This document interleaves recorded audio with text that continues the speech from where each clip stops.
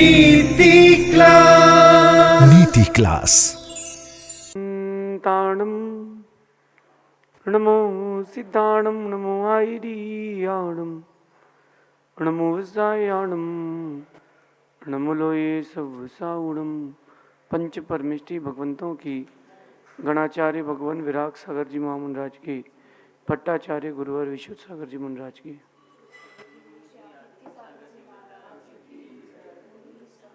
या हम सभी अपने जीवन में सुख और गुणों की अभिवृद्धि के लिए नीति के विषयों का श्रवण कर रहे हैं।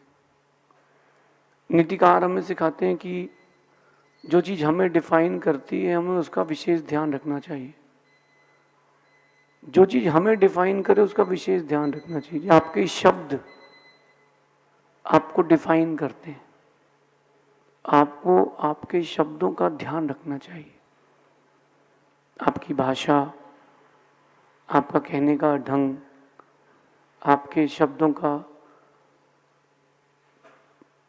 बाहर निकलना आपके मुख से, उससे ज्ञान होता है कि आप के अंदर क्या चल रहा है। प्रत्येक व्यक्ति की क्रिया उसके बारे में, अंदर के बारे में बताती है। एक सब्जेक्ट आता था पहले, मनोविज्ञान,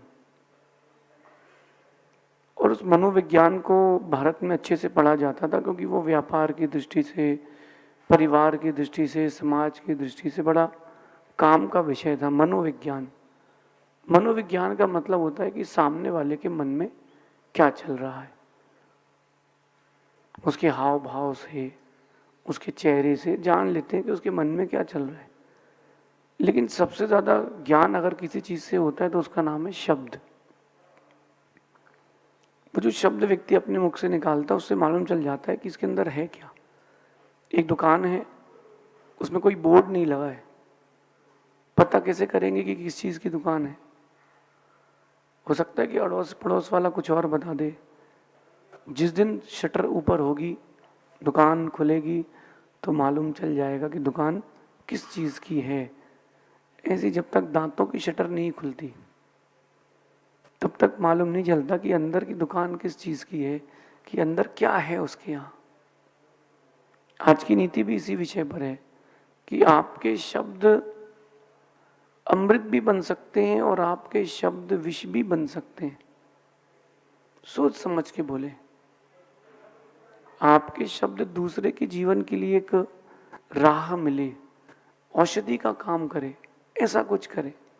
आपके शब्द दूसरों का मनोबल बढ़ा दे, आपके शब्द दूसरे को जिंदगी जीने के लिए एक राह दिखा दे, मजबूर कर दे कि अब तो जीना ही है। और आप चाहो तो आपके शब्द विष भी बन सकते हैं। एक बालक, उसने गलत जगह पैसे इन्वेस्ट कर दिए और उसके पूरे पैसे चले गए। अब वो एक व्यक्ति के पास गया, बोले पैसे की हमको कमी हो गई, ऐसा ऐसा गलती हो गई मुझसे, आगे नहीं करूंगा लेकिन अभी थोड़ी मदद कर दीजिए। तो क्या कहता है कि देख भाई, अब तो सब खत्म है, या तो मर जा या किडनी बेच दे तो तेरा काम चलेगा। वहीं वो दूसरे व्यक्ति के पास गया, अरे बोले कोई बात नहीं, जिंदगी से बढ़ के थोड़ना पैसा है, आओ बैठो अपन बात करते हैं। उसने उसको राह दिखाई, मदद करी, आज वो भी वहीं वापस पहुंच गया। समझदार व्यक्ति का ये काम है कि उसके शब्द दूसरे के लिए अमृत बन जाए। वहीं कुछ लोग हाँ ऐसे भी देखे हमने कि करेंगे कुछ नहीं, लेकिन जब भी मौका पड़ेगा तो दूसरे का मनोबल गिराने का प्रयास करेंगे। नहीं, ये मत करो, तुमसे नहीं हो पाएगा, क्यों कर रहे हो, जरूरत क्या है। ये बहुत सारे प्रकार की बातें आती हैं जो व्यक्ति सामने वाले का मनोबल गिराता है।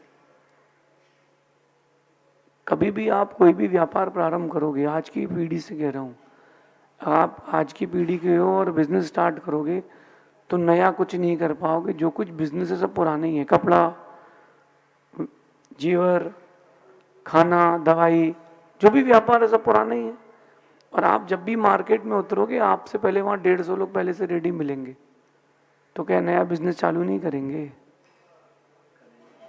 आप जब भी कोई बिजनेस स्टार्ट करते हो, किसी ऐसे व्यक्ति से सलाह लेना जो नेगेटिव होगा, वो क्या बोलेगा, अरे ये तो मैं ट्राई कर चुका हूँ, मार्केट में इसकी बहुत दुकानें हैं, तुम फालतू समय बर्बाद कर रहे हो, तुम्हारे बस का नहीं है, तुम्हारे बस का नहीं है। और भी बहुत सारी बातें वो आपको जो डिमोरलाइज करेगी, आपका मनोबल गिराएगी, इन सारी बातों को सुनने की जरूरत नहीं है। ये शब्द अमृत नहीं, ये शब्द विष हैं। जो शब्द अमृत होते हैं वो ऐसे होते हैं कि जहां से निकलते हैं वहां बहुत बड़ा एक सुंदर वृक्ष लगाते हुए जाते हैं। जब भी आप किसी से शब्द बोले, मैं आपसे एक अनुरोध कर रहा हूं, या समझ लीजिए एक आपको रास्ता दिखा रहा हूं, मार्गदर्शन कर रहा हूं, जब भी कभी भी किसी से भी बातें करें, आपके शब्द उसके जीवन के लिए एक बहुत बड़ा मार्गदर्शन बने। आप मदद नहीं कर पाओ कोई बात नहीं, कम से कम शब्दों से ही मदद कर दो। आप शब्दों से भी मदद नहीं कर पाओ कोई बात नहीं, मौन ले लो, लेकिन उस व्यक्ति के लिए जहर मत घोलना। कई बार दूसरों की निंदा करके, बाजार में उसके बारे में कुछ कह करके भी आप उसके जीवन में विष घोलना चाहते हो, लेकिन समझदार व्यक्ति तो समझदार रहता है, वो विष को विष मानता है, अमृत को अमृत मानता है। किसी के कह देने से हमारे जीवन में वो चीज हो नहीं जाती। एक व्यक्ति कह रहा है कि तुमने ऐसा कर लिया, अब तुम्हारे साथ ऐसा होगा, तो जरूरी थोड़ा ना कि उसने जो कह दिया वही होगा। करने वाले तो हम ही हैं, हम भी तो अपने अंदर से कुछ करना चाहेंगे, करके दिखाएंगे। अपने लिए शब्द प्रयोग करें, दूसरों के लिए करें, कोई आपके लिए प्रयोग करे, उस कंडीशन में बहुत सेफ रहना। बहुत सारे लोग मुझे ऐसे मिले कि बोले, मैंने कहा व्यापार कैसे किया, अरे बोले उसकी बात लग गई तो घर छोड़ के चले गए। क्यों गए? तुम्हारी गलती है, जाने ही नहीं था। शब्द उसके हैं, पौद्गलिक हैं, शब्द हमारे तोड़ना है। 1000 लोग मिलकर के बाहर घूम रही है, एक बिल्ली को देख के बोलते शेर है, शेर है, शेर है, तो क्या बिल्ली शेर हो जाएगी? 1,00,000 लोग खड़े होकर शेर को बोले कि ये बिल्ली है, बिल्ली है, बिल्ली है, तो क्या शेर बिल्ली हो जाएगा? किसी के कह देने से कोई परिवर्तन कभी नहीं होता। उसके शब्दों को अपन अपने अंदर रख लेते हैं, तब बहुत बड़ा परिवर्तन होता है। और परिवर्तन प्लस में भी हो सकता है, वो परिवर्तन माइनस में भी हो सकता है। आपको वो परिवर्तन किस ओर ले जाना है वो आपके ऊपर है। आप तो जब भी परोसे अमृत ही दें, सामने वाले की भवितव्यता उसके ऊपर छोड़ दें। आपके शब्द अगर अमृत का काम करेंगे तो वो व्यक्ति मरते दम तक आपको याद करेगा, अगले जन्म में भी याद करेगा कि इसने मेरी मदद की थी। और अगर आपके शब्द विष का काम करेंगे फिर क्या मतलब? एक व्यक्ति से गलती हो गई, उसके साथ के लोग कह रहे अब तो तू मर जा, आत्महत्या कर ले, तेरे बस में कुछ नहीं है। उसने आत्महत्या का ट्राई कर लिया, कुछ नहीं हुआ। एक बच्चा मेरे पास कोटा आया था, उसने 7 टाइम्स सुसाइड अटेम्प्ट किया, चंबल से भी कूदा, फांसी भी लगाई, जहर भी खाया, जितने उपाय होते उसने सब कर लिए, लेकिन मरा ही नहीं। उसके पिता मेरे पास आए, यूं कपड़ा ऐसा करके कहते हैं कि मुझे मेरे बेटे की भीख दे दीजिए, मेरे बेटे को बचा लीजिए। जैन नहीं थे। मैंने कहा चलो उससे बात करते हैं, बहुत बिजी था, बहुत लोग थे, बहुत काम था, फिर भी मैंने उसको 15-20 मिनट दिए। मैंने बोला कि तुम मरना चाहते हो? बोले हाँ। लेकिन मैंने कहा तुम्हारे भाग्य में अभी मृत्यु ही नहीं लिखी है। जब मृत्यु लिखी है तभी होगी ना, चाहने से क्या मृत्यु हो जाएगी? इच्छा मृत्यु भी मांग लो, जरूरी थोड़ा ना, जब तुम्हारे भाग्य में मरना लिखा तभी तो मरोगे। आयु कर्म जब तक नहीं जाएगा तब तक मरोगे नहीं। तो बोले मैं क्या करूं? मैंने कहा जियो। बोले नहीं मुझे जीना ही नहीं है। मैंने कहा तेरे भाग्य में भी मरना ही लिखा नहीं है, तेरी आयु बहुत बड़ी है। अगर मैं अभी तुमको भी जहर पिला दूं तो जहर भी कुछ नहीं कर पाएगा। हाँ इतना हो जाएगा कि वो जहर 2-4 पार्ट्स डैमेज कर देगा, तड़पते रहोगे, मरोगे नहीं। तो बोले मैं क्या करूं? मैंने कहा तू इतना सुंदर है, पढ़ा लिखा है, लंबा चौड़ा है, अच्छा बिजनेस कर, जॉब कर। उसको समझाया, उसको फिर से जीने की राह मिली, वो जी गया। अगर मैं कहता कि बिजी हो मरना है तो मर जा यार, टाइम नहीं है हमारे पास। मेरे शब्द उसके लिए विष का काम करते, लेकिन मैंने उसको जीने की राह बताई कि नहीं तुझे जीना है। ऐसे ही आप भी दूसरे के जीवन में राह बनाए कि तुझे जीना है। जो नेगेटिव लोग होते हैं वो क्या करते हैं, वो हर बार नेगेटिविटी ही देते हैं। उनके जो शब्द होते हैं वो सिर्फ और सिर्फ जहर ही होते हैं। कुछ लोग ऐसे भी होते हैं जो शब्दों से भी मदद करते हैं, पैसे से भी मदद करते हैं, वक्त भी देते हैं, कुछ नहीं हो तो शेल्टर भी देते हैं। और कुछ लोग ऐसे होते हैं वो सब छीन लेते हैं। कोई बात नहीं, जिसने सब छीन लिया उसके बारे में बुरा मत सोचना। ये सोचना कि ऐसी मेरी भवितव्यता थी, उसने कुछ नहीं किया, ऐसे ही मेरे कर्म का उदय है। लेकिन जिसने मदद करी उसके बारे में अच्छा जरूर सोचना। मैं तो बोलूंगा कि जब भी बोले सटीक बोले, सतर्क बोले। ये तो जब भी बोले तर्क के साथ बोले ताकि आपकी बात कटे नहीं। और जब भी बोले पॉइंट टू पॉइंट बोले। कई लोग इतना घुमा घुमा के बोलते, इतना घुमा घुमा के बोलते कि जो मेन विषय रहता है वो निकल जाता है। नहीं नहीं, बोलने की कला सबसे सुंदर कला है। जिसको बोलने की कला आती है दुनिया उसके नीचे चलती है, वो दुनिया पर राज कर सकता है। वक्तव्य कला इतनी बड़ी कला है। आप देखो कोरोना आया तो क्या बात हुई, बोले अपने घर के बाहर थाली बजाइए, गो कोरोना गो, सब ठीक हो जाएगा। सब थाली बजाने लगे, क्यों? वक्तव्य। वक्तव्य, आपके वक्तव्य से आपका व्यक्तित्व बनता है। आपके वक्तव्य से आपका व्यक्तित्व बनता है। व्यक्तित्व बनाना चाहते हैं तो वक्तव्य बनाना सीखें। अपने हर शब्द को बहुत तोल मोल के सुव्यवस्थित रूप से बोले। क्या पता आपका शब्द किसके लिए क्या ऊंचाइयां दे दे, और क्या पता कौन सा शब्द किसी को तुम्हारा बुरा लग जाए, उसकी जीने की इच्छा खत्म हो जाए। मेरे एक टीचर थे, उन्होंने किसी से बहुत रूडली बिहेव कर लिया क्लास में। ध्यान से सुनना, वो बच्चा बहुत डिप्रेस्ड हो गया।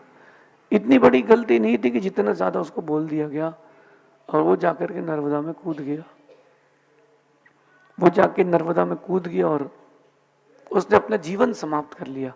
अब मेरा प्रश्न है, अगर वो गुरु यानी टीचर अच्छे शब्दों का प्रयोग कर देते तो शायद वो आज एक अच्छा व्यक्ति बन सकता था। शब्दों की मदद बहुत बड़ी मदद होती है। विभीषण आया था, शब्दों की मदद लेके आया था, राम ने उनको आश्रय दिया था। अच्छा एक बात देखो, आपने रामायण तो सबने देखी है, जो कैरेक्टर्स दिखाए गए उसमें बहुत डीपली जाते हैं। जो इंद्रजीत का कैरेक्टर दिखाया गया, यद्यपि वो दिखाया वैसा गया वैसा था नहीं। जो कैरेक्टर दिखाया गया है उस कैरेक्टर को दिखाकर उसके शब्द दिखाए गए, रावण के शब्द बताए गए। देखो आप, वो जो शब्द होते हैं उससे कितनी नेगेटिव इमेज बनती है। जो एक फिल्म में विलन होता है उसके जो डायलॉग होते हैं, उसके डायलॉग्स कैसे होते हैं, देखो आप, उसके डायलॉग जो होते हैं वो चुभते हैं। वही जो हीरो होता है उसके डायलॉग सॉफ्ट होते हैं। अगर आप दूसरे के लिए अच्छे शब्द नहीं कह रहे हो, आपकी लाइफ विलन जैसी ही निकलेगी। और जैसे वो फिल्म के एंड में विलन मरता है वैसे ही तुमको मरना पड़ेगा। किसी के लिए भी बोले अच्छा बोले में तुम्हारा क्या चला जाएगा। एक भजन सुना था मैंने बचपन में कि मीठो मीठो बोल थारो काहीं बिगड़े रे थारो काहीं बिगड़े। सुना है ना?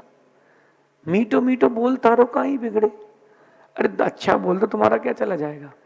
और अगर आपको किसी को समझाना भी है तो अच्छे तरीके से समझा दो, सटीक बोलो, सतर्क बोलो, ताकि दोबारा तुम्हारी बात कटे नहीं। और एक बात जो बोल दी है उससे पीछे मुकरना नहीं। जो बात बोल करके मुकर जाते हैं, हमारे जैसे लोग उनका कभी विश्वास नहीं करते।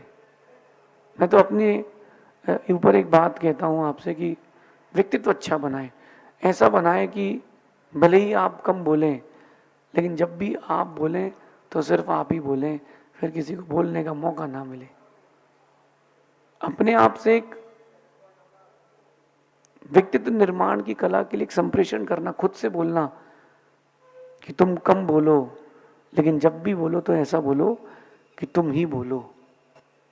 जब हम बोलते हैं तो फिर हम किसी और को बोलने का मौका नहीं देते, क्योंकि हम सटीक कहते हैं, हम सतर्क कहते हैं। तर्क सहित बात रखोगे, आपकी बात मानी जाएगी।